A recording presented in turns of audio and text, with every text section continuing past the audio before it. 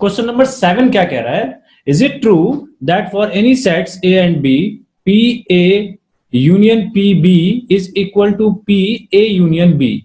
Justify your answer. अब देखिए, हमारे पास जो भी इससे पहले प्रूफ करने वाले क्वेश्चंस आते थे उसमें हम लोग क्या करते थे, उसमें हमें कोई कंडीशंस गिवन होती थी और उसके बाद हम लोग प्रूफ करते थे। लेकिन इसमें हमें देखिए कुछ भी कंडीशन गिवन नहीं है, तो इसीलिए हम इसमें जैसे पहले प्रूफ करने वाले क्वेश्चंस होते थे वैसे प्रूफ नहीं करेंगे। इसमें हम जस्ट एक एग्जांपल लेके और उसके बाद प्रूफ करेंगे। ओके बच्चों, जैसे हमारे पास दो सेट दिए हुए हैं, एक सेट ए और एक सेट बी, तो उन दोनों सेट को ले लेते हैं। मान लेते हैं set A is equal to, इसमें कोई भी एलिमेंट ले लो, एक ही एलिमेंट का लेते हैं जिससे कि हमारा क्वेश्चन आसान होगा सॉल्व करना। एक दूसरा सेट लेते हैं बी जिसमें एक दूसरा एलिमेंट 2 ले लेते हैं। ओके, अब एक बात और जानिए कि ये पी ए मतलब क्या होता है। इसका मतलब होता है, पी ए का मतलब होता है पावर सेट, और पावर सेट मतलब क्या होता है? पावर सेट जो होता है set of all possible subsets of set ए। यहां पे जो सेट ए है, ये जो सेट ए होगा, इसके जितने पॉसिबल सबसेट्स होंगे उनका सेट कहलाता है। ठीक है, जिसमें नल भी होगा एक सेट, ये तो पता है आप लोगों को। तो सबसे पहले हम यहां बना लेते हैं, पी ए और पी बी निकाल लेते हैं। तो यहां पे देखिए, पी ए अगर मैं निकालूं तो पी ए क्या क्या होगा, ये सेट है पहली बात तो, और इसमें पहला तो एक नल तो होगा ही होगा, और दूसरा ये खुद होगा। इसके अलावा तो नहीं बनेगा कुछ भी, है ना। इसी तरीके से पी बी का भी निकाल लेते हैं। तो पी बी का देखिए, यहां पे एक तो नल होगा और दूसरा क्या होगा, 2। ठीक है ना, यही दो सबसेट होंगे ना इसके बी के। इसी तरीके से यही दो सबसेट हो, एक के इसके ए के होंगे। ठीक है, अब यहां पे लेफ्ट हैंड साइड देखिए, L H S. L H S में क्या दिया हुआ है, P A union P B. तो इसको सॉल्व कर लेते हैं। पी ए देखिए आपको ये दिया हुआ है, वो 1 दिया हुआ है, और यूनियन नल और 2। ठीक है, तो इसका हम निकाल लें तो ये एल एच एस हमारे पास कितना आ गया।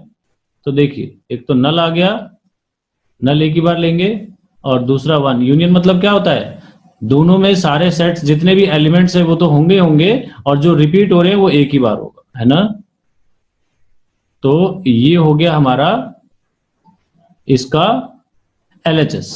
ठीक है, जो हमें ये दिया हुआ था इसका LHS हमारा इस तरीके से आ गया। अब हम निकालते हैं RHS।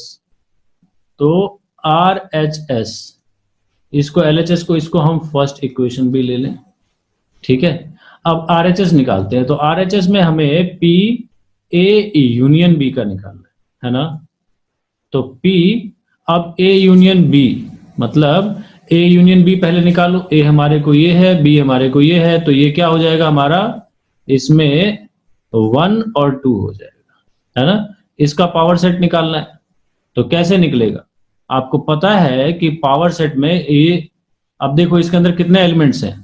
तो अगर मैं ये निकालना चाहूं, मुझे ये फॉर्मूला भी पता है, P N और A कोई अगर सेट है तो इसका फॉर्मूला क्या होता है, तो जितने अंदर एलिमेंट्स होते हैं 2 की पावर वो, है ना। तो यहां पे देखो 2 है एलिमेंट, तो इसलिए 2 की पावर 2। कितने सेट्स होने चाहिए, 4 होने चाहिए। तो देखो निकालते हैं हम लोग।